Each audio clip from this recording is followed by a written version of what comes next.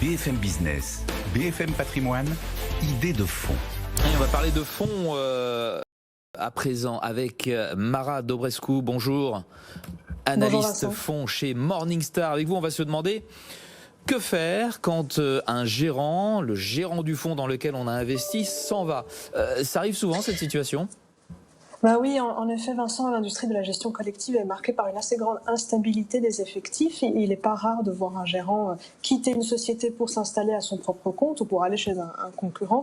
Et comme il y a aussi cette vague de fusion parmi les sociétés de gestion d'actifs, ça aussi, c'est source d'instabilité. Alors, idéalement, un changement de gérant devrait être bien préparé. Les investisseurs devraient être informés au moins quelques mois à l'avance, voire plusieurs années à l'avance pour les gérants qui envisagent de partir à la retraite. Le nom du successeur devrait être communiqué lui aussi en avance. Malheureusement, ces cas sont assez rares. Très souvent, l'investisseur n'apprend que son gérant est parti que le jour où le nouveau gérant prend ses fonctions.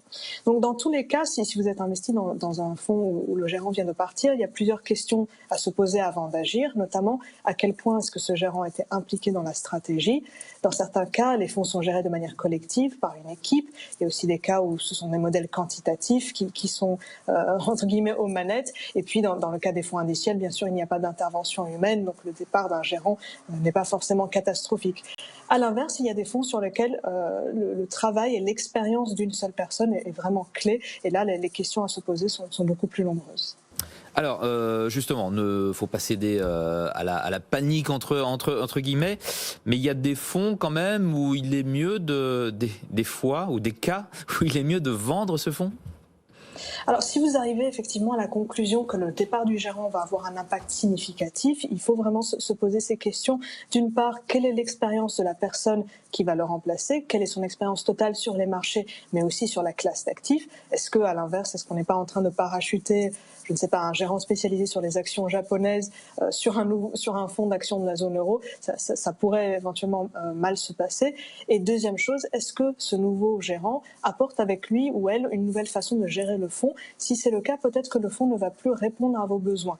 Si vous aviez acheté par exemple un fonds d'actions européenne avec un billet value, avec une approche sur le dividende, que le nouveau gérant arrive avec une approche plutôt growth, plus agressive, ça peut vous poser problème pour votre construction de portefeuille. Il peut falloir se séparer du fonds.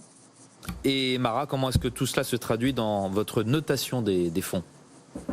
Alors, si nous estimons que le départ est significatif, la plupart du temps, nous plaçons le fonds sous surveillance. La note est suspendue jusqu'à ce que nous puissions nous forger une conviction sur la nouvelle équipe.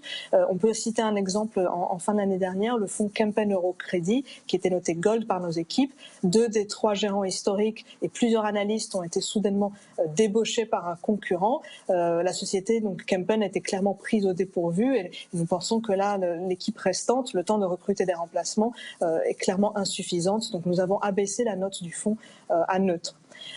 Contre-exemple, on est beaucoup plus rassuré lorsque les changements sont annoncés et bien préparés à l'avance, notamment sur l'exemple des fonds Dodge & Cox US Stock Global Stock.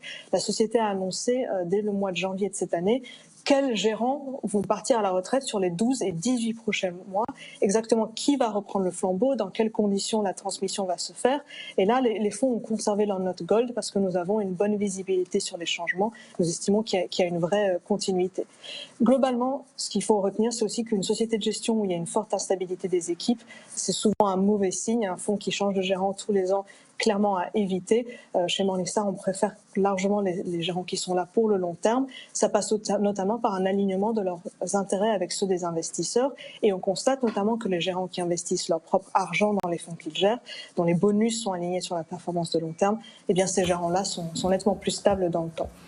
Vous parliez tout à l'heure de Dodge & Cox US Stock. Les anglo-saxons communiquent mieux que par exemple, je sais pas, les Européens ou les Asiatiques quand il s'agit justement de changer de gérant, de fonds. Oui, alors pas tous, mais beaucoup d'entre eux ont quand même des standards de disclosure qui sont de meilleure qualité.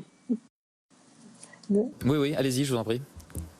Voilà, on constate souvent que les sociétés anglo-saxonnes ont plus cette démarche d'accompagner l'investisseur en l'informant en amont de ces changements, en expliquant exactement ce qui va se passer, alors que malheureusement de ce côté-ci de l'Atlantique, on est plus dans une culture qui est moins soucieuse de l'investisseur, où c'est vraiment la société de gestion qui décide des changements de personnel et ne sont communiqués qu'à posteriori à l'investisseur, et ce dans le meilleur des cas, puisque parfois l'investisseur n'apprend la nouvelle vraiment que le jour du changement. Ouais, puis il y a peut-être aussi la taille aussi des structures qui veut que voilà, chez les anglo-saxons, c'est peut-être plus dans les habitudes et peut-être organisé depuis plus longtemps. Merci beaucoup Mara d'avoir été avec nous, Mara Dobrescu, analyste fonds chez Morningstar. Très bon week-end à vous.